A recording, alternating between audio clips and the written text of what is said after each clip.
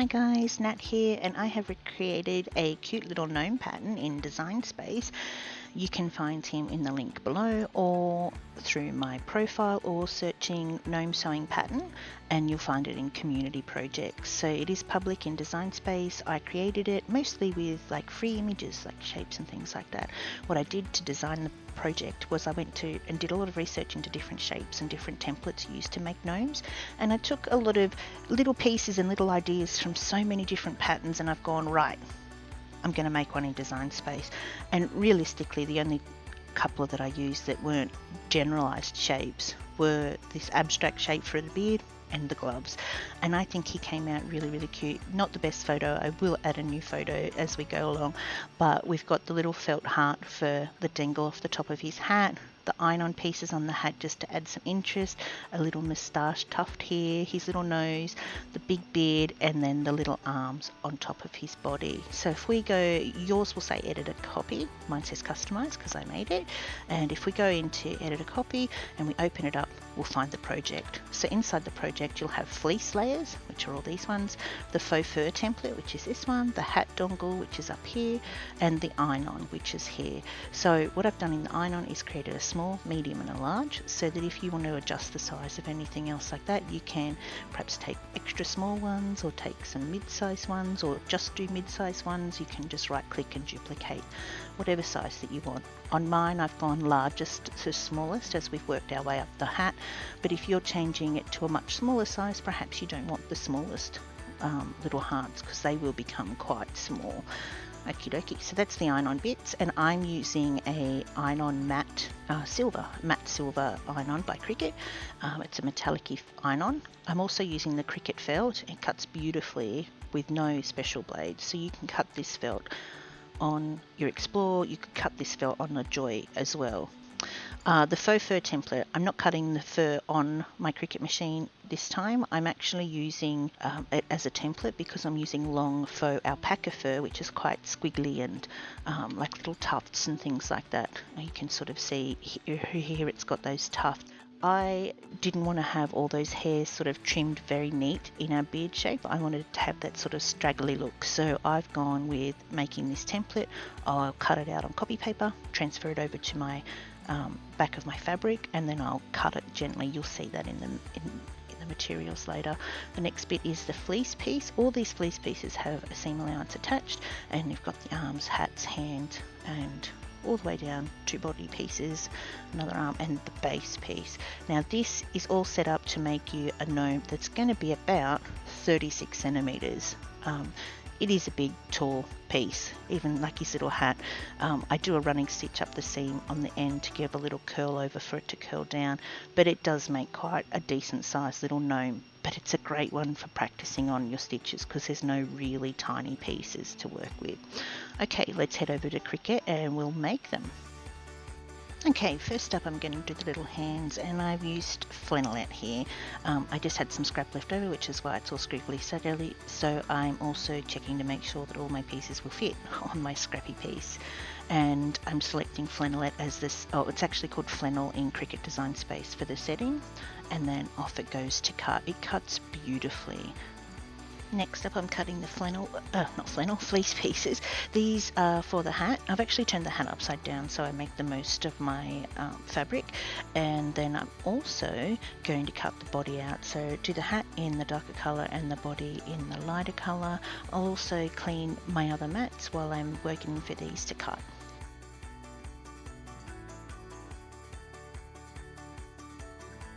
Up next is the iron-on, and I'm going to pop this just the shiny side facing down, mirroring my image and having them cut, and then I will weed them out and get them ready to iron on.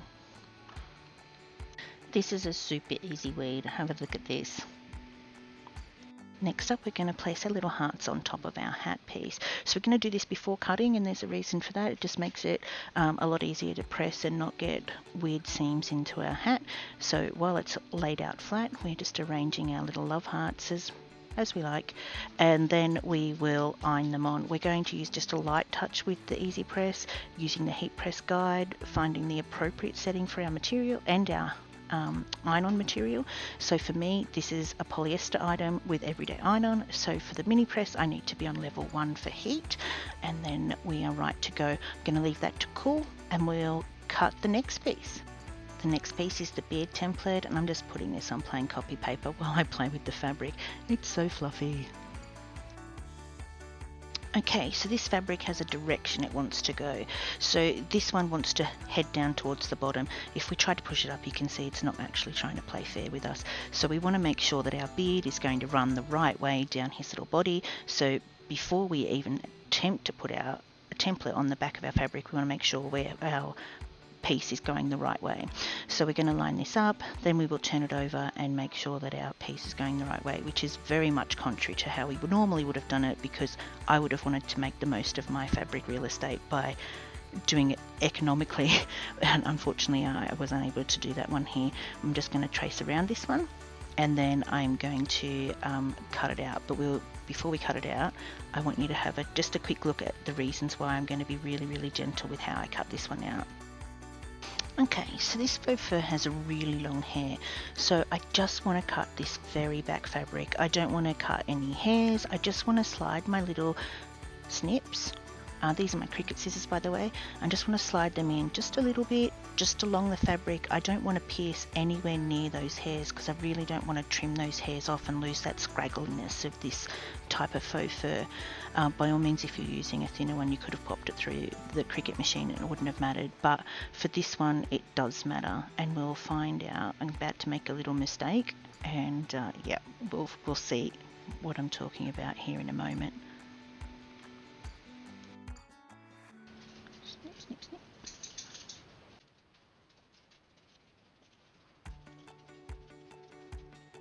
Oh dear. So I did actually cut some of the hairs there, and it's a good example of why we don't want to do that. So you can see here I've trimmed the hairs. So the bottom edge of my beard there, right there. The rest of his hair's right here. Hopefully I might have to cut it again. We'll see. Maybe I can brush over it. Okay, I'm going to finish cutting this beard, and then we will move on and see how the little hat's going, whether it's cooled down enough for us to take the carrier sheet off. Okie dokie, looking at this hat, we're just having a little bit of a test, and it looks like they are stuck beautifully. This is a cool peel, and it's important for this because we are doing an everyday iron-on onto a polyester. It's important we let it cool down completely before we try and pull it up, because there is that sort of plushy pile that's on top of a polyester that can, the Polar Fleece, sorry, that can be a little bit delicate. So we want to make sure it's cooled down and the adhesive, it has time to do its job and set. It's not fully set, so don't pop it in the washing machine straight away. With every iron-on, you always leave it for about 24 hours so the adhesive fully cures. Okie dokie, now that's done, we're going to get the little love heart sorted. So I'm using Cricut Felt here. I'm just opening up the package. I'm going to read the instructions at the back of the package, and it asks for the strong grip mat. So I'm just going to quickly grab that, and then I'll pop the felt on top of the strong grip mat, and I'll pop it over to the machine and follow the settings. It actually uses the traditional fine tip blade, which is fantastic. We'll see how it goes. Alright, let's have a squizzy. See how we... Oh, look at that. Beautiful. Look at that. Fantastic.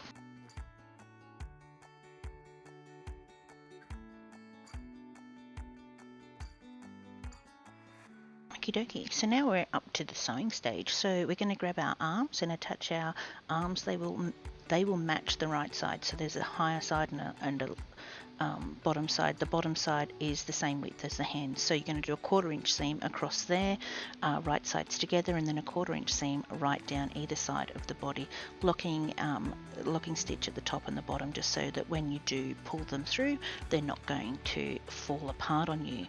Next up is the hat. We're going to fold that right side towards the center so that we can't see the iron-on pieces, and we're going to, I'm just going to clip this one. We're going to do a 1/4 inch seam right up that side You don't really need pins if you don't want to. Just hold the two pieces together, so as long as they're even, and then run a 1/4 inch seam from one side to the other, making sure you have a locking stitch on each end. Then we're going to grab this little love heart. This we can have some fun with. I just did a blanket stitch around this one and had some fun with it, but you could do anything. If you don't want to do any stitching on it, you could even do iron on and then just put some glue and glue it together. But okay, so we're going to go to the sewing machine and get that started, and we'll be back. Okie dokie, so I've sewn along here, 1/4 inch seam.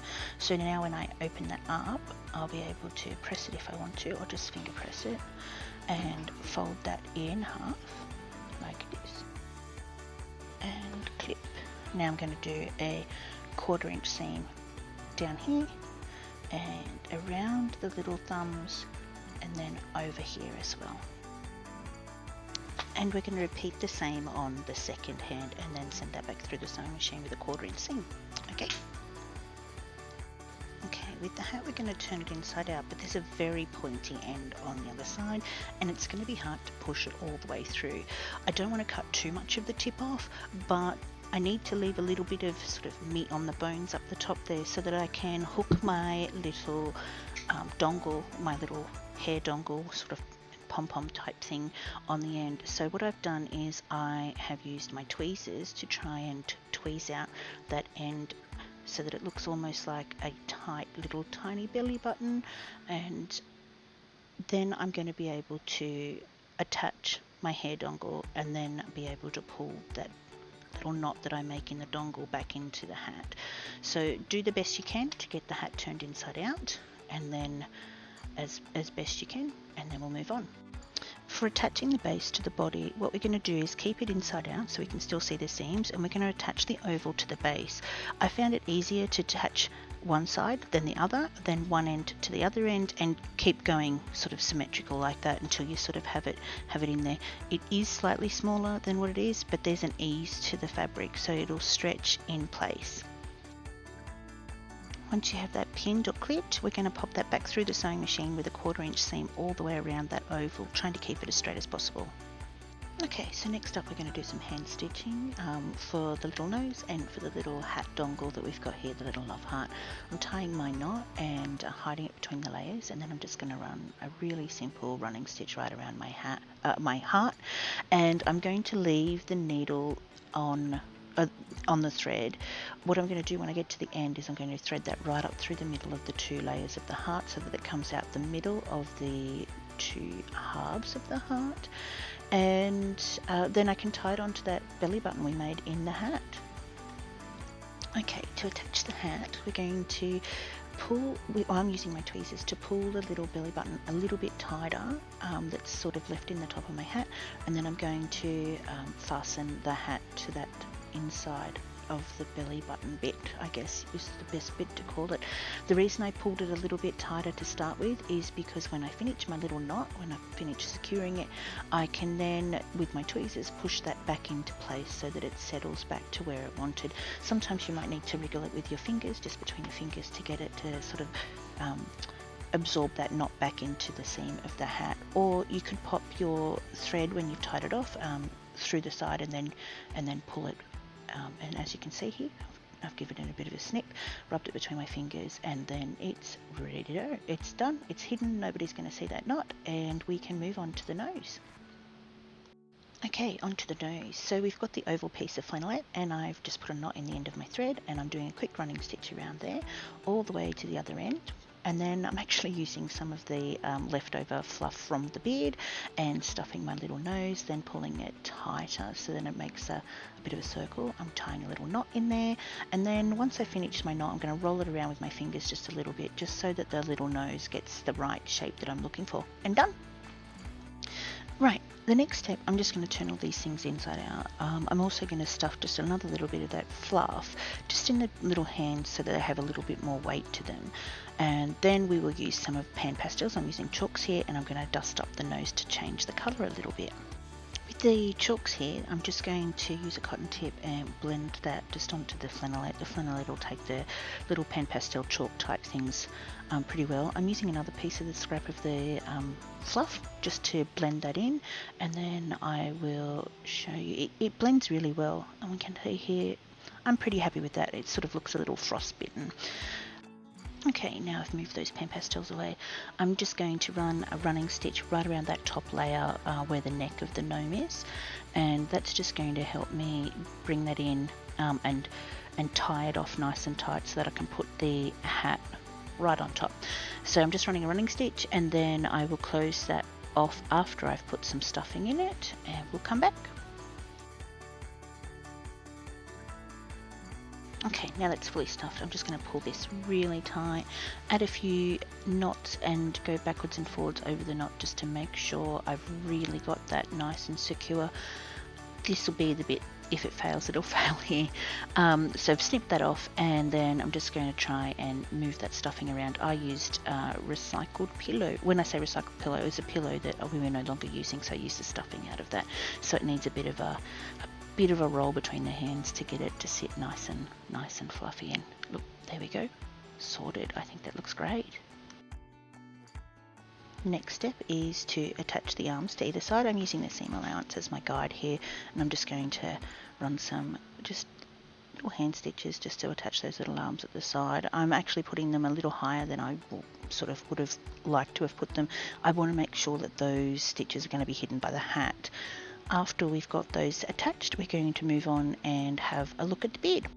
Okay, with the beard, I'm just going to run my fingers over it and get any loose sort of fluff that's sort of stuck in between those fibres. You can see there where I've, whoops, that's where I trimmed his little beard a little bit too short. It's rustic, we'll call it rustic. So I'm just giving that a brush down, getting all those little fibres out, and then I'm going to grab the little body, pop the hat onto the body, and then line up where I want my beard to go, and then I'll do some tack stitches to really get that beard on there nice and well.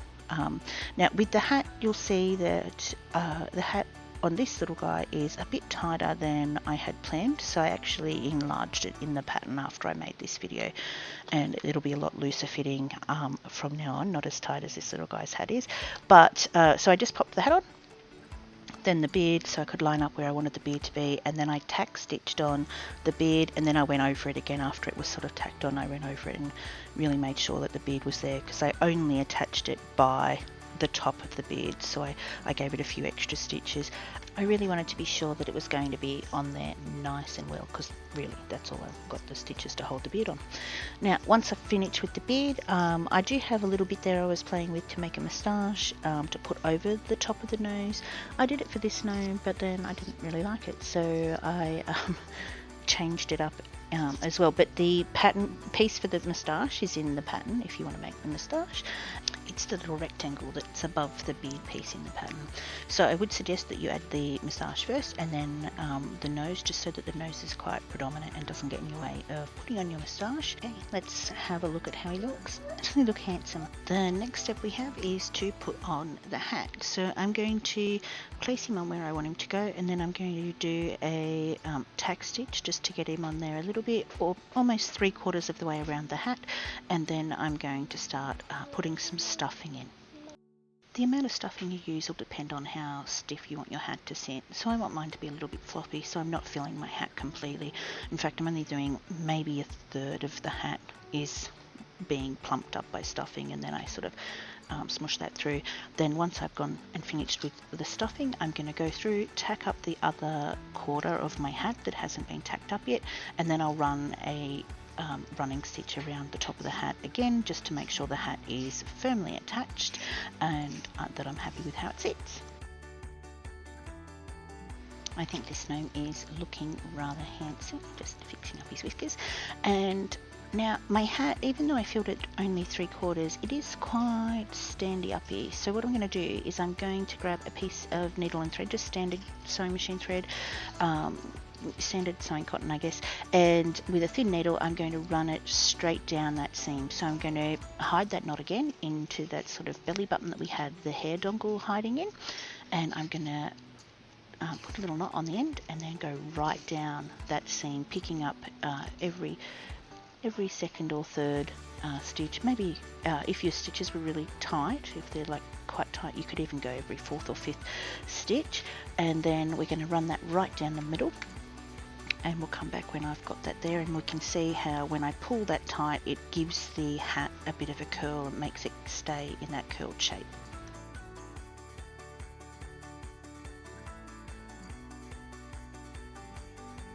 Almost there. When we get up to the bottom, and I'm just going to double check my stitches are curling, so I'll just give it a bit of a tug and see if the top of the hat curls with me. Let's have a look, and look at that, fantastic. I'm very happy with that, and now my hat will stay in that sort of crook of shape there, and it won't, I don't need to add any Chanel sticks, I don't even need to add any sort of wires or anything else like that, and it'll stay like that. Obviously if it moves around I can move that curl to be tighter or not so tight, but I think that looks great, and I'm going to just finish that stitch off and take a look at how he looks. Okay, almost done, and then I'll fluff him out and see if we need any other finishing touches. I think he is almost done. Of course, at any point I could have added some iron-on to his body, or some more iron-on or more decorations. I think he looks cute the way he is, especially as a base shape and a base sort of pattern that's in Design Space now that it's in there, it's in the community projects. You'll be able to find it and make as many as you like. I know Valentine's Day is going to be tomorrow when I post this video, and you know, you could make it for St. Patrick's Day, making it green with little shamrock and things like that. So there's lots of different options here. I can't wait to see what everybody else does with this pattern. Feel free to share. Okay, bye.